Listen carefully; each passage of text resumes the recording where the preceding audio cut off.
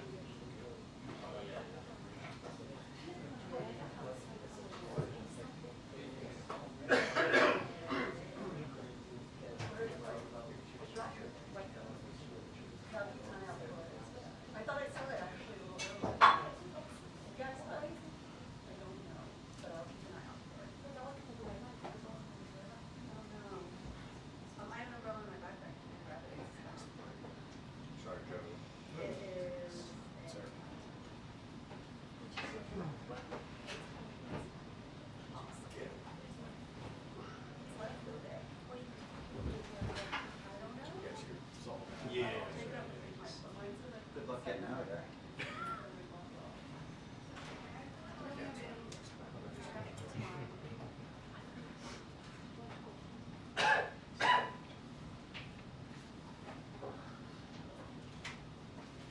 You're gonna get banding.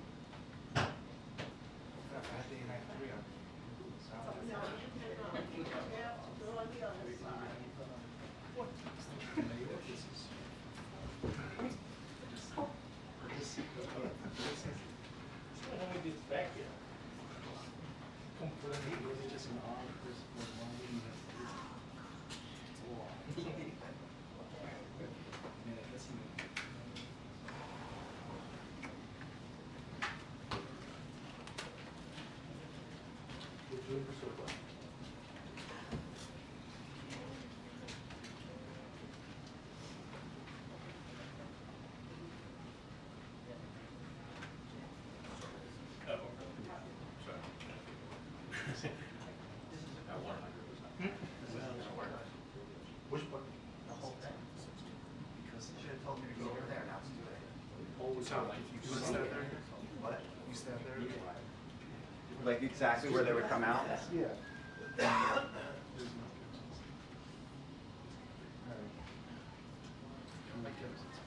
Cell phones.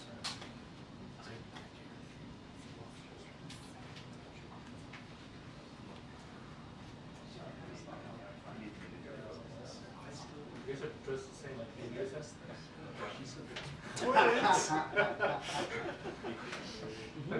These are my good bike riding in the race pants.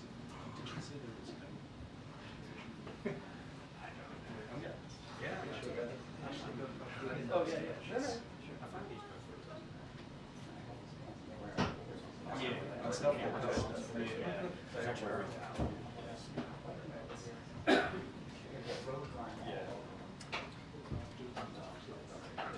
There was a day, Nash,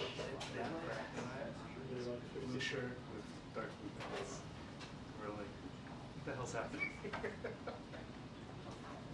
With the same company.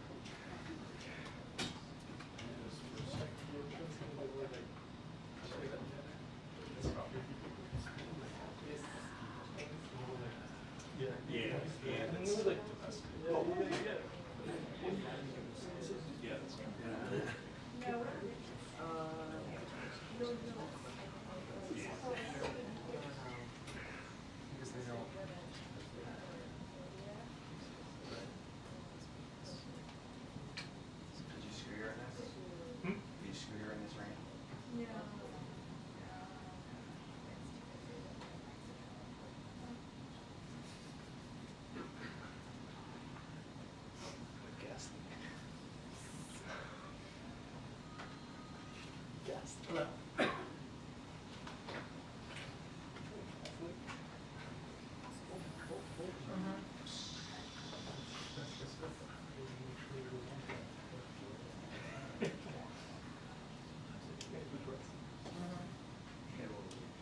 Well, That's okay.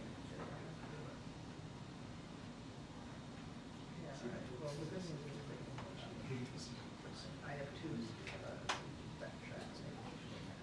Yeah, honestly. You know, one has Kevin, the other back from Boston. Yeah, so just, yeah, just send me the lights and all. Okay, great, thank you. Yeah, I saw that, Okay, great, thank you. Okay.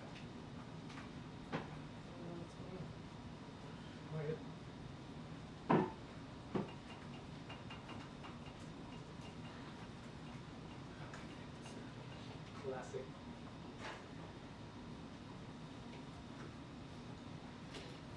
So you remove. nothing much. No. Let's get to know things here in the church.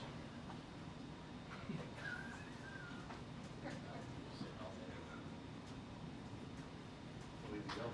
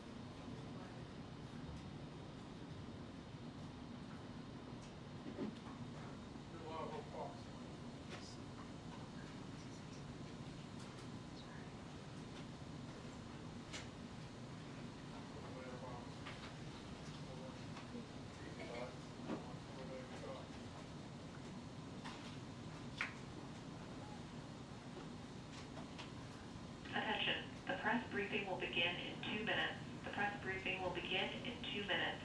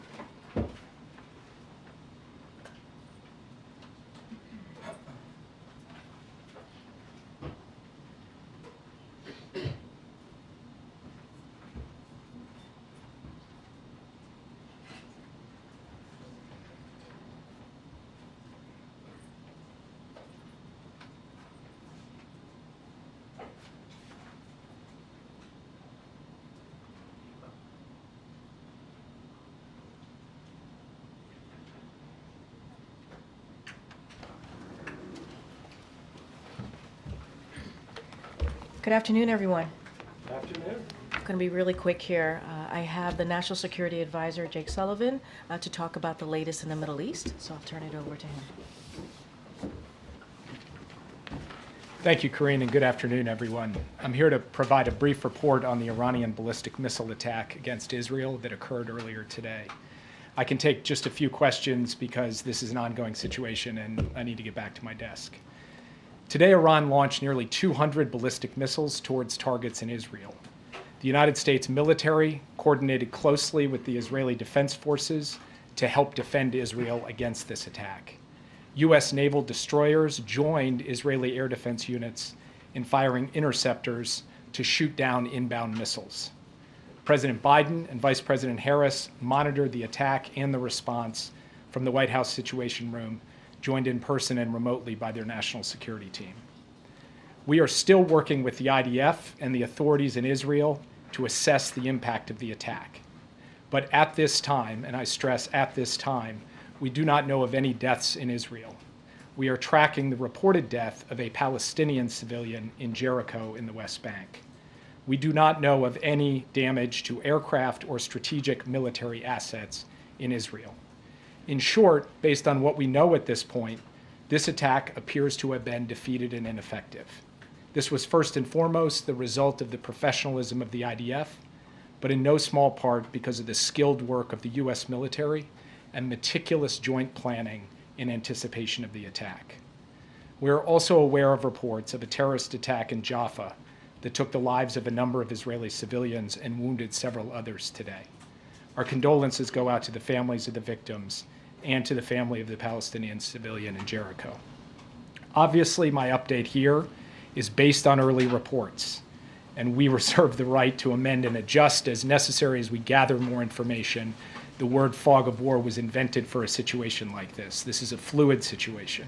We will consult with the Israelis on next steps in terms of the response and how to deal with what Iran has just done, and we will continue to monitor for further threats and attacks from Iran and its proxies. We are particularly focused on protecting U.S. service members in the region. And with that, I'll take just a few questions. Yeah. Thanks, Jake. Is the administration making any preparations to evacuate U.S. citizens from Lebanon or elsewhere in the region? We have been very clear for some time now that U.S. citizens should avail themselves of commercial means to depart Lebanon, given everything that's going on. We have said that from this podium, from multiple podiums. We continue to say that, but we have not begun triggering a non-combatant emergency evacuation, a NEO, and do not have an intention to do so at this time. If that changes, we'll let you know. But we continue to reinforce the point: American citizens in Lebanon should follow the guidance from the State Department, which is to find civilian commercial means to depart, because in extremis, we may not be able to get them out safely. Yes. Thanks, Jake. What is the U.S. view on whether Israel should retaliate, and what is your concern about this leading to a wider escalation of war in the region? We've had some initial discussions with the Israelis in the aftermath of this at the military level and also at the White House to Prime Minister's office level. We'll continue those conversations in the hours ahead. I'm not going to prejudge or get ahead of anything. We want to have some deep consultations with the Israelis, and I'll have more to report to you after we get the opportunity for deeper discussions. And escalation in the region? Obviously, this is a significant escalation by Iran, a significant event, and it is equally significant that we were able to step up with Israel and create a situation in which no one was killed in this attack in Israel, so far as we know at this time. We are now going to look at what the appropriate next steps are to secure, first and foremost, American interests, and then to promote stability to the maximum extent possible as we go forward. Yeah. Back in April, the president's message to Israel was to take the win when the U.S. and Israel were able to intercept the barrage of Iranian missiles. Is he recommending a similarly limited response this time? I will not, from this podium, share the president's recommendations. He will have the opportunity to share them directly. We're going to have, as I said, ongoing consultations with the Israelis this afternoon, this evening. It is too early for me to tell you anything publicly in terms of our assessment or in terms of what our expectations are of the Israelis or the advice that we will give them. So will he be speaking to Prime Minister Netanyahu today? I don't have anything to announce from this podium, but I can tell you that he is tracking this minute by minute. We are very much deeply in touch with the Israelis, and insofar as we have calls to read out, we'll make sure to read them out with you. Just last question, then I'll turn it over. Thank you, Jake. In April, after Iran struck Israel, the U.S. issued a number of sanctions as a consequence. This morning, the president said there would be severe consequences if Iran carried out this attack. What are those consequences, and are they more severe than sanctions? Totally legitimate question, and that answer will come based on the conversations and consultations we have with our Israeli counterparts. It's too soon for me to stand before you today and give you an answer. What I can tell you is this. We are proud of the actions that we've taken alongside Israel to protect and defend Israel. We have made clear that there will be consequences, severe consequences for this attack, and we will work with Israel to make that the case. Thank you very much. Thank you. Thank you, Jake. Thank you, Jake. Okay, on to the rest of the programming here. This morning, President Biden was briefed by his Homeland Security Advisor, Liz Sherwood-Randall, on the latest impacts of Hurricane Helene, and this afternoon he will receive an interagency briefing on the Hurricane Helene response and recovery efforts. At the President's direction, the Biden-Harris administration continues to use every tool available to get assistance and resources to the communities that need them the most. Yesterday, the President approved a major disaster declaration for Georgia, which will unlock additional assistance to help those recovering. This is in addition to the major disaster declaration swiftly approved by the President following requests from North Carolina, South Carolina, and Florida, as well as requests for emergency assistance across 7 states. Tomorrow, the President will travel to Raleigh, North Carolina, where he will visit the State Emergency Operations Center to meet with local officials and also first responders. And the Vice President will travel to Augusta, Georgia tomorrow, and will then head to North Carolina in the coming days. As of today, thousands of personnel from across the federal workforce are deployed in supporting state-led Hurricane Helene response efforts across the 6 affected states, including over 1,200 personnel in North Carolina.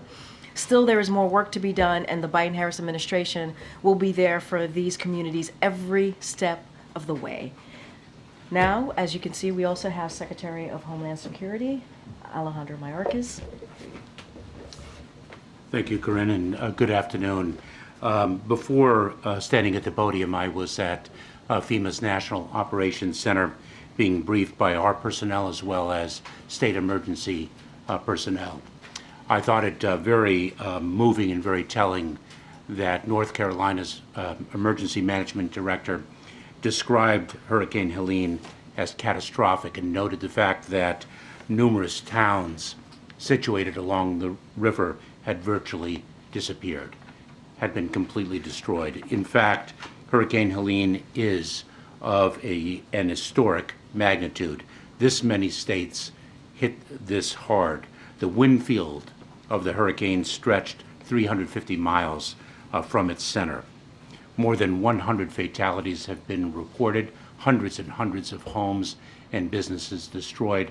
Our hearts break for those who have lost loved ones, and we pray for the swift assistance and rescue of those who are currently missing. We are in different phases of a post-hurricane environment depending on the state and the location within the state. In some areas, we are still in search and recovery, search and rescue operations. In others, we are, in fact, in the response and recovery phase. I thought I would give you some of the latest statistics based on the briefing that I received. And I should say that these numbers are, as you can all well understand, quite dynamic and fluid. They change minute by minute and hour by hour. But just as devastating as the hurricane has been, the response of federal, state, and local authorities has been extraordinary. We have more than 2,000 federal personnel dedicated to this effort. On the ground, we have more than 1,200 urban search and rescue personnel. FEMA staff deployed, over 1,200. Karine mentioned the major disaster declarations and the emergency declarations previously issued. I should note that in the 6 states most severely impacted, the emergency declarations were issued before the storm hit, and we had thousands of personnel dedicated there. We have delivered more than 2.6 million ready-to-eat meals and more than 1 million liters of water. At its peak, there were 5.1 million customers without power. We have reduced that amount, and not just the federal government in support of the state and local authorities, but working very closely with the power companies and the other utilities. We've reduced that number of customers without power by 3.8 million people. And so the operation is very, very significantly underway. We are working in support of our state and local partners. This is an all-of-government, frankly, all-of-community effort. And with that, I'll take some questions. With regards to how many were unaccounted for, yesterday Liz said about 600 were unaccounted for. Do you have an updated number on that, Mr. We do not have an update, but that work is still underway. And I know, for example, within the Department of Homeland Security, the Coast Guard has recently rescued approximately 21 people through their patrols. And there was also discussion yesterday on whether resources may have been better pre-positioned in other parts of the country. There were many assets in the Big Bend region of Florida, some in North Carolina, but should the government have pre-positioned more in the North Carolina area? Well, we actually pre-positioned our personnel, and state and local personnel were pre-positioned in all 6 of the most heavily impacted states. This is an historic hurricane. It reached not only industrial areas, but of course, as we also poignantly see, rural areas as well. Yeah, thanks, Karine. Liz yesterday, focusing on the pre-positioning here before the storm, said that it was focused on the Big Bend region of Florida. So what pre-positioning was taking place there that wasn't taking place in the North Carolina, Western North Carolina area? Remember that the pre-positioning of assets, to include personnel as well as equipment and the like, also depends on the terrain and the access points. And so we pre-position where we think the impacts are going to be greatest. And we have seen the impacts hit mountainous regions that are inaccessible. We now have roads destroyed. There is a significant amount of mud. We understand that people are still situated in the mud, and therefore we cannot undertake debris removal until we are assured that the search and rescue operation has been completed. We have to be very careful about the lives that still can be saved. Well, what sorts of things were done in, was done in North Carolina before the storm came? Like, what was the federal presence there, emergency-wise? I don't have the specific numbers of the personnel already situated, but we can get you that data. Thank you, Secretary. Despite all the proactive things that the federal government did and its response, the sentiment, according to my colleagues on the ground from people, is that the federal government is not doing enough to help. Where are they? Where is the help? What is your message to those people? I would say the following, that we are there and we will continue to be there, and we will reach the most difficult to access locations. We are relentless in our efforts to ensure the safety and security of all. And as Karine pointed out, we will be there for the long haul as well. And I must pay tribute to the heroic men and women, not only of the Federal Emergency Management Administration, but throughout the federal government and throughout the state and local enterprise. Thank you, Secretary, for talking about electric power. I'm curious about the status of cell phone service, as the Associated Press is hearing reports that people are having a tough time using their cell phones, being able to make calls, even reach you. Yes. What are you doing, and what is the status of that right now? In fact, communication has been difficult in a number of areas, if not impossible. A great deal of infrastructure has been demolished. We are working with the private communications companies as well as the FCC to ensure that we can rebuild communication towers. We have, for example, deployed 50 Starlink satellite systems to help with the reconstruction of that infrastructure. You mentioned that there are roads that have been destroyed, there are places that are so hard hit that it's hard to get to them right now. The President mentioned land bridges yesterday and working with the Defense Department. Can you talk about what the effort is right now to get to some of those hard hit areas and what the timeline is looking like to reach the people that are in need there right now? So this is at the President and Vice President's direction, an all-of-government effort. So it's not only by land, but we have deployed air assets. The Department of Defense has been of extraordinary assistance. I don't recall exactly the number of Army Corps of Engineers that have been deployed. I think it's close to 6,000. So it's an all-of-government effort to reach individuals, not just by land, but by air as well. And how quickly do you anticipate getting to some of those areas that have been cut off because of the roads being flooded? As quickly as we can. Start wrapping up. Go ahead, Jim. Thank you, Karine.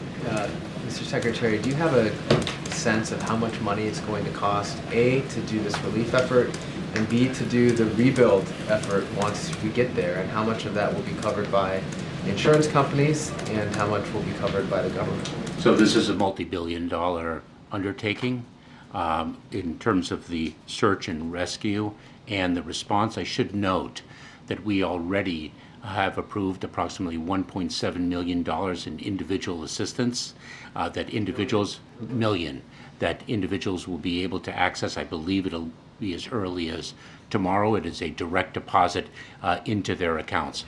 But the rebuilding is something that is not for today, but that is going to be extraordinarily costly and is going to be a multi-year enterprise.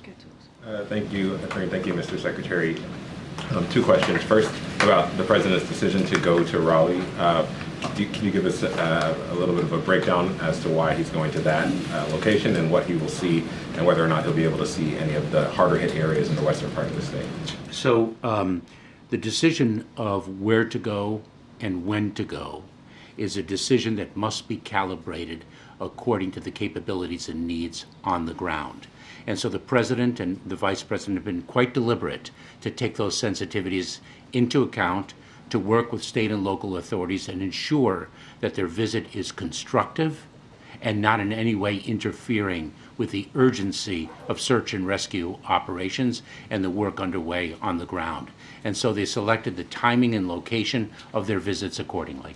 Another question about the upcoming election. Obviously, North Carolina is a very important state. Do you have, and ballots are supposed to be going out in the coming days. Do you have any sense of how much impact the hurricane had on the ability to carry out the election and carry it out safely? Well, the state and local authorities are in charge of their respective election efforts. They have that top of mind, and we are going to be able to make sure, they are going to be able to make sure that people have the ability to exercise their fundamental right to vote. Kevin, last question. One of the issues we're hearing about in North Carolina is not just down power lines, but flooded substations. Do you have a sense of how long it will take to get those back online and what the administration can do to help remedy that? So the president, as Karine mentioned, is going to be briefed in an interagency effort. Secretary Granholm and other representatives of the Department of Energy are going to be there. It is, as am I, of course, it is a multi-phase approach. Not only do we have to bring in some additional infrastructure, but there is going to be damage and the like that it's going to take time and money to replace and reconstruct. Precise figures I don't have. All right. Thank you so much, Mr. Secretary. Thank you, Appreciate Corinne. it. Thank you all very much. Thank you. Okay.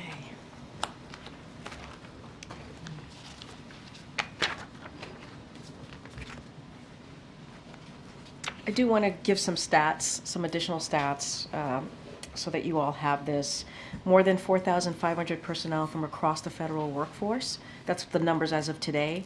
FEMA has shipped 7.1 million meals ready to eat, more than 7.5 million liters of water, 150 generators, and over 95,000 tarps. Nearly 1,300 urban search and rescue personnel on the ground. The Department of Defense has 30 high water trucks and 22 helicopters. So just wanted to make sure you guys have that. Those are the numbers as they are today, the most accurate. And I just have one more thing at the top, and then I'll go to Josh to kick us off. So collective bargaining, as you hear us say many times before, is the best way for workers and companies to reach a fair deal, including one that gives workers the pay and benefits they deserve. It's important that both parties come to the table and negotiate in good faith, as we talk about, is what we're seeing with the ports situation. As you saw the president say in his statement earlier today, he has urged USMX to come to the table and present a fair contract to the workers of the ILA that ensures they are paid appropriately in line with their peers. Shippers have made record profits since the pandemic, and in some cases have seen profits grow in excess of 800% compared to their profits prior to the pandemic. Executive compensation has grown in line with those profits, and profits have been returned to shareholders at record rates. It's only fair that workers who put themselves at risk during the pandemic to keep ports open see a meaningful increase in their wages as well. As the president said, dock workers will play an essential role in getting communities the resources they need out of the aftermath of Hurricane Helene. Now, this administration will be monitoring for any price gouging activity that benefits foreign ocean carriers, including those on the USMX board as well. It is time for USMX to negotiate a fair contract with the longshoremen that reflects the substantial contribution they've been making to our economic comeback. And with that, Josh, it's good to see you. Good to see you. We could step back. Yeah. Americans right now are seeing chaos in the Middle East, death and destruction from Helene, and now a port worker strike. And I'm curious for how worried should people be about what seem to be three kind of unraveling issues, and what is President Biden doing in terms of changing his schedule or taking additional steps to try to reassure them? So look, I think a couple of things here that I would note is that I hope the American people have confidence in this president, someone who has experience, who's been U.S. Senator, a vice president, and now president for 3.5 years, to get the job done, to make sure that he has the American people front and center on everything that he does. It doesn't matter if it's foreign policy issues, world issues here in the United States, obviously. And you're right, there are three major events, if you will, happening all at the same time. And this is a president that spent a lot of his time in the Situation Room with the vice president, getting updates, being hands-on on getting updates and talking to and obviously communicating with the Israeli government on what was going on and how to move forward, and really monitoring the situation, really.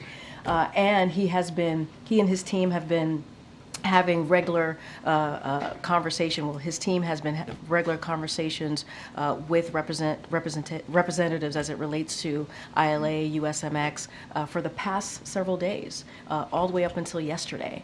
And he's been getting updates on that as well. The hurricane, you've heard and seen obviously updates from us on what the president has been doing, having conversations with governors, local officials, trying to make sure they are getting everything that they need, directing his team to make sure that I just laid out some of the things that are already on the ground, whether it's water, food, generators, assistance that is needed to really deal with the impact, this horrible impact that this hurricane has had. And so this is the job of the president, right? Unfortunately, there are going to be events like this. And this is where you see the leadership of a president show up, direct their team, to do everything that they can on behalf of the American people, have that global leadership, as you see from this president. And so he has been doing that, not just today, not just the last couple of days, but 3.5 years. And I think this should send a message to Americans. It matters. It matters who sits behind that resolute desk. It matters what the leadership looks like. It matters. And you see that almost every day in this administration. You had mentioned that the Vice President is finalizing a trip potentially to North Carolina later. The President had mentioned he might go to Florida and Georgia later this week. Is there any more you can give on that? I don't have anything more to share on that. Obviously, our big thing is always to make sure that we don't take away from the emergency operations on the ground. We want to make sure it's the right time to go. The President said he wants to do it. We're working through it. I don't have a date or time at this moment. But tomorrow he's going to go to Raleigh, North Carolina, as I mentioned. He's going to really thank the frontline workers who have been really heroic in the past several days and what they've been able to do. And he's going to also survey the impacted area. So that's what you'll see from the president. We'll certainly have more to share. He does truly want to go to Florida and Georgia to say thank you directly to frontline workers there, meet people, see folks who have been impacted by this horrible storm, a historic storm, I should say, and so we'll certainly have more to share. And just a funding question. Last week when Administrator Criswell was here, she had said that the agency had enough money to conduct life-saving measures for this disaster. Days later now, given the scope of the damage and that large number of people still unaccounted for, the Homeland Security Secretary said that there's still search and rescue operations in many places.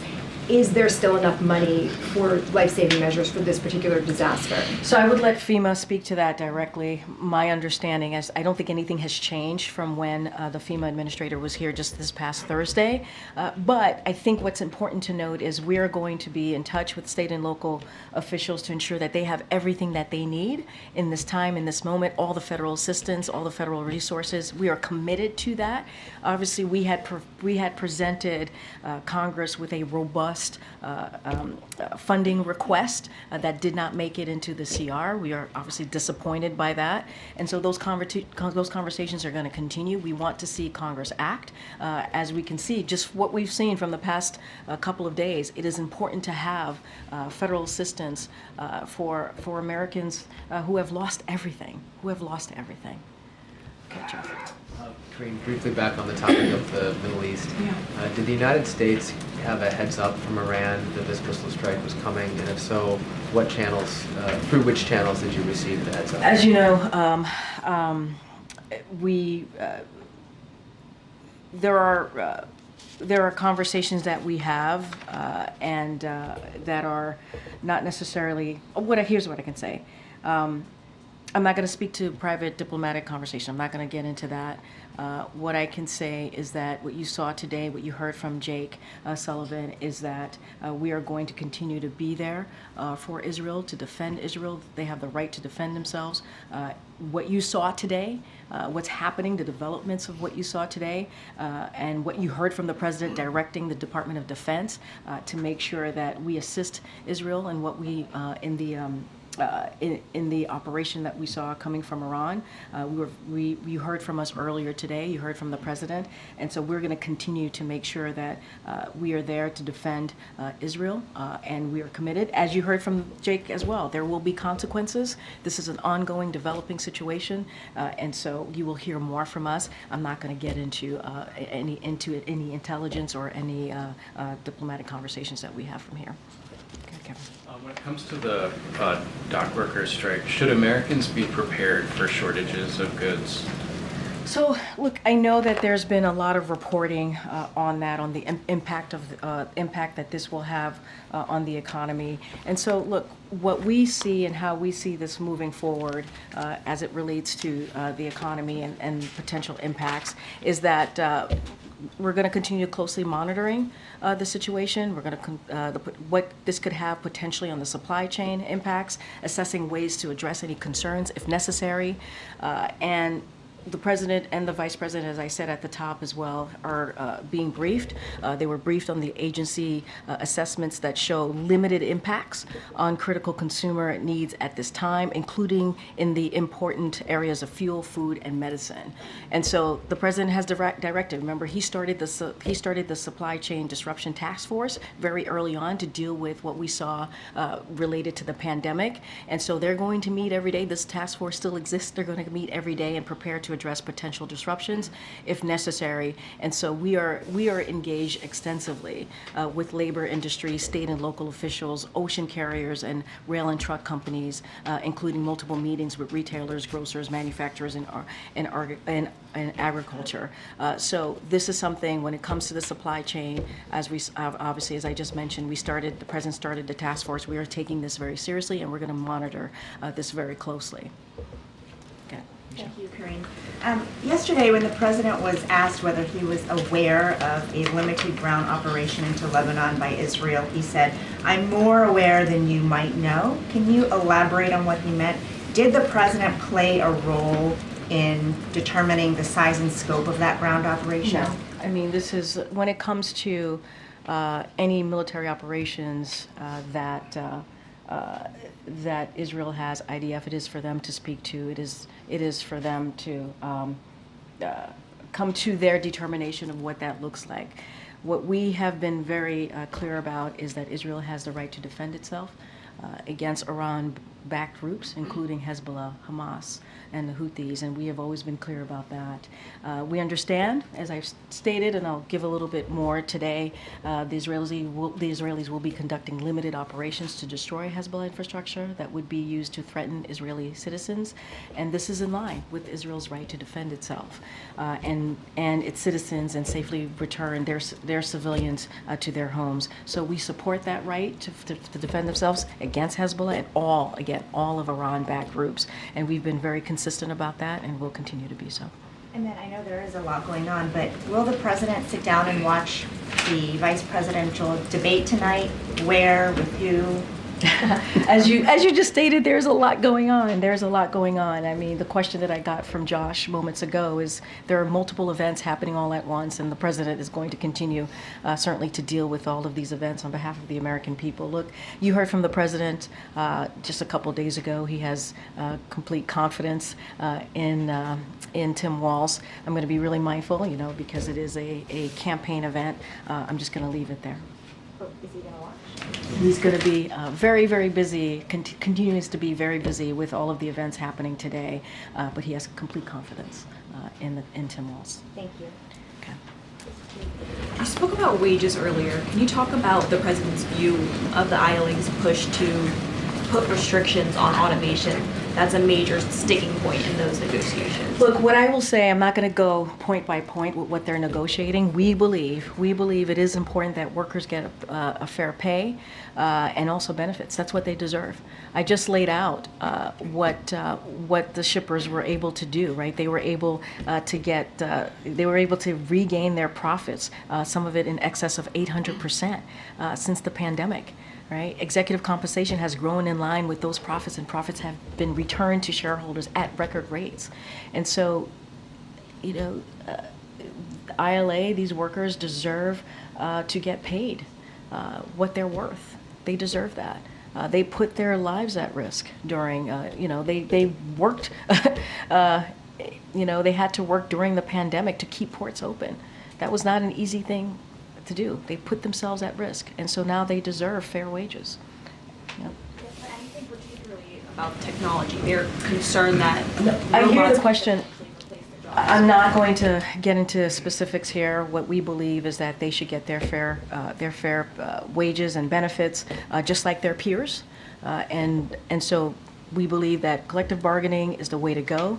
Both sides need to continue to have conversation and do that in obviously in a way that leads to a way that workers get their fair share. Just a question on tomorrow's travel. Why isn't Harris traveling with Biden since she will be going to North Carolina, as you said, in the coming days? Well, she's going to Georgia. So the president's going to do North Carolina, South Carolina, and she's going to go to Georgia. So I think it was a way to make sure that we cover all fronts, and then she'll go to North Carolina in upcoming days. Thanks, Karine. So on the port strike, so with the rebuilding of North Carolina, South Carolina, and Georgia, isn't it a bad time to have supplies stuck at 36 ports as of right now? So how long then until the president decides he should step in this strike? So a couple of things. According to FEMA, the strike is not impacting the relief of recovery efforts at this time because supplies were pre-positioned. You heard the FEMA administrator mention this just last week. You heard that from the secretary just moments ago. So any specifics on that, obviously, I would refer you to them.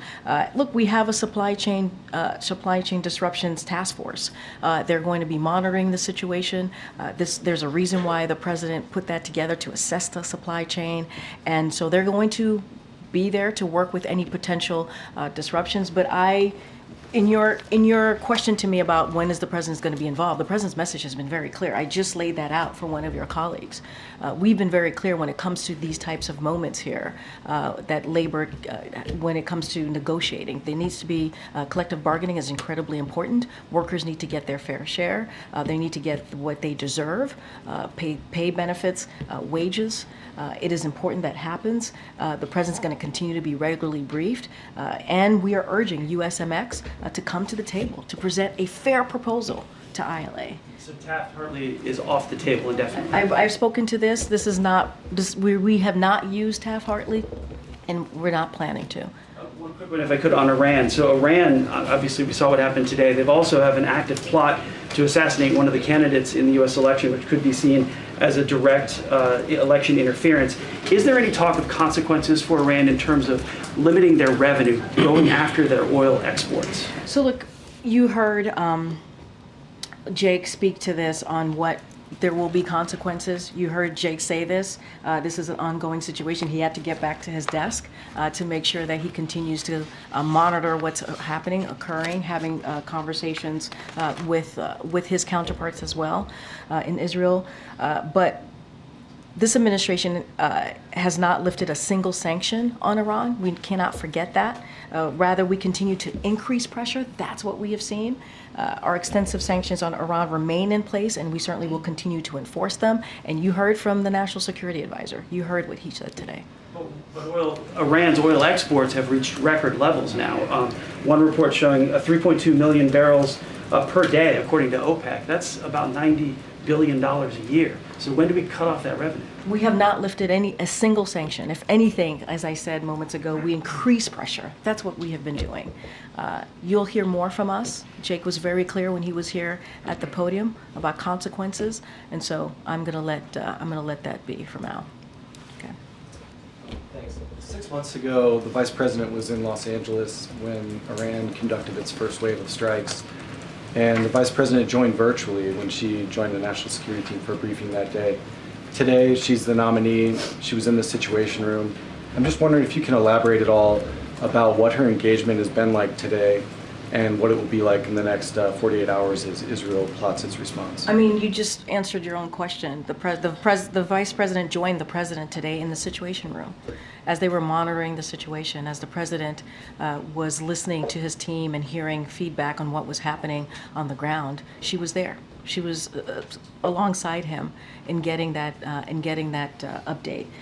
And she is many times has been in the room, or as you just said, has called in when it's come to really important, critical national security issues. And so that has been the way that they have worked together in the past 3.5 years, and that's the way it's going to continue as we work through what's next. Does it make any difference, though, participating virtually versus being here in person today? No, I wouldn't say there's a difference. The point is she's in the room, she's side by side with the president, she's getting an update from the national security team and others that is part of his team on these important issues as we talk about foreign policy and what's going on in the world. She's part of it. She's there. She was there for a majority of the time that the president was in the Situation Room today as we were watching what was occurring, and that's going to continue. Okay. Thanks, Karine. The president walked the picket line last year with auto workers in Michigan, which is a swing state. Why not walk the picket line here? So look, I think the message has been really clear. It really has, on what the president wants to see. We've been very clear about making sure that there is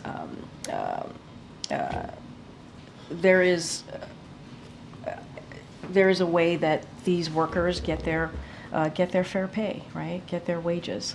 And the president's team has been having these conversations, Secretaries Buttigieg and also Secretary of Department of Labor and also NSC Director Lael have been having regular communications, and we've made our message really clear on collective bargaining, how important it is, and how USMX needs to come to the table and present a fair proposal to ILA. Outside of that, I don't have anything else to share, but I think we've been loud and clear on what we want to see and what we believe the workers deserve. Has the administration been as involved in this strike as it was during the UAW strike? So let's not forget there's been multiple strikes, right, over the last 3.5 years, and we've been pretty consistent and pretty steady. The president has been called the most pro-union president in modern history, if you will. And so we have delivered our message directly to USMX. We have been very, very clear. And also the other senior officials that I listed, it's been very clear. We've delivered those message, and we have been in touch with both parties. And so we're going to continue to do that. And what we want to see is collective bargaining in the best way for the workers, to make sure they get their fair pay, to make sure they get the benefits that they deserve. During the pandemic, they did the hard work. They put their lives at risk to make sure that the ports were open. And let's not forget, these executives have made record profits. And so these workers deserve an increase as well.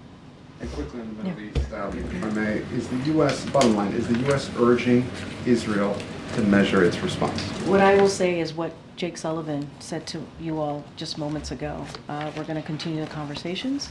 We're going to, there will be consequences. We're going to continue to be there for Israel, help Israel defend itself. That, when it comes to Israel's security, that continues to be ironclad.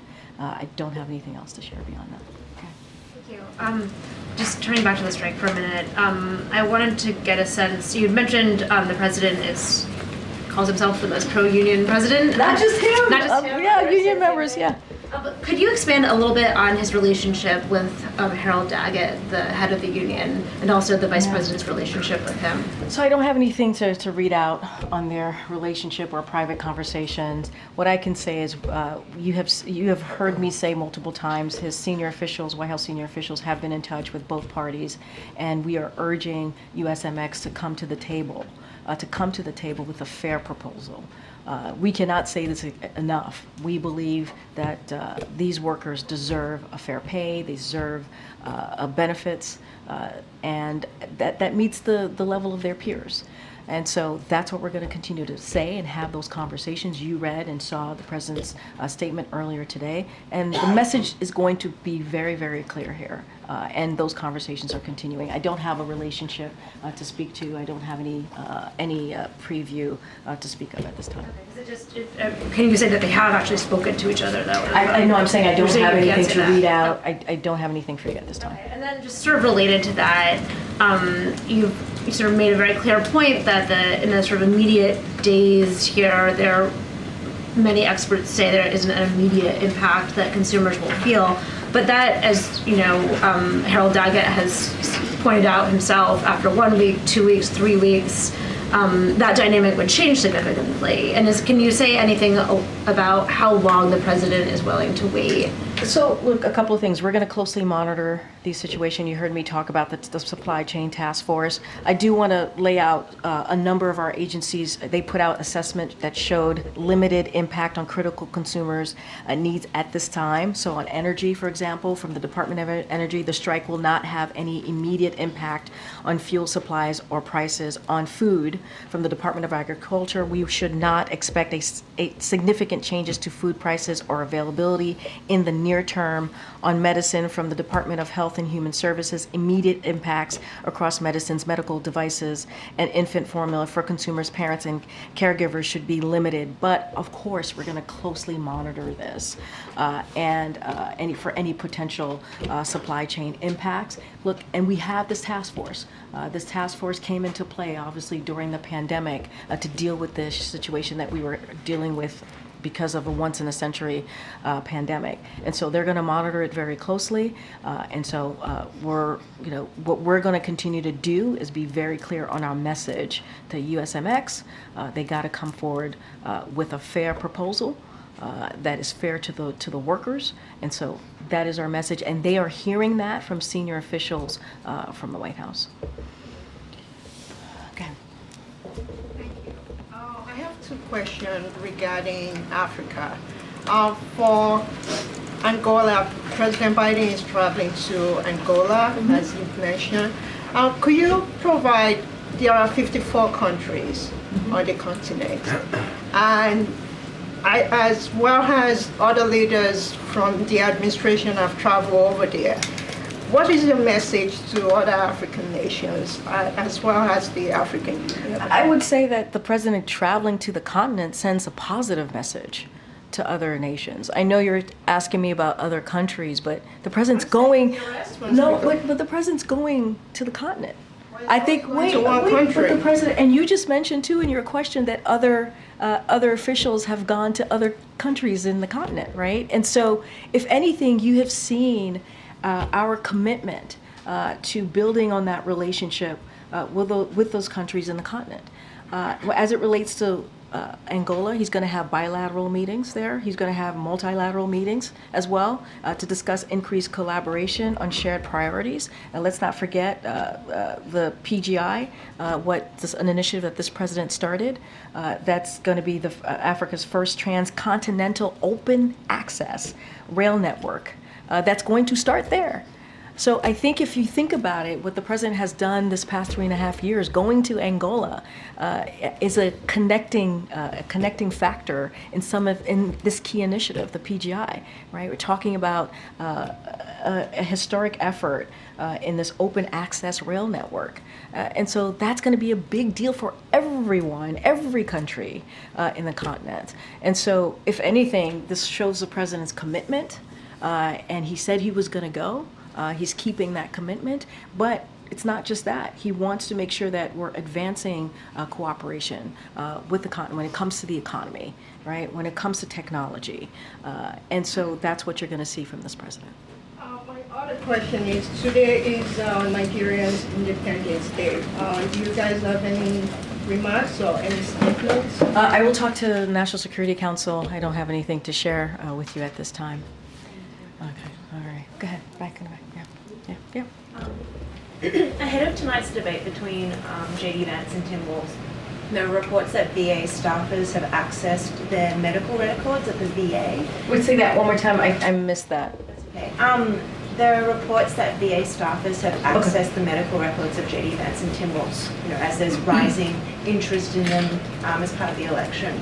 Is that acceptable? There are medical records that were accessed by VA staffers on their medical records of when they were of JD Vance and Tim Walz. Okay. Is that acceptable to this? This is the first I'm hearing about this, so I have to get some more information on that. This is literally the first time I'm hearing about this. So let me get back to you because I need to get the full context of that question. All right, everybody. Thank you so much. Thank you.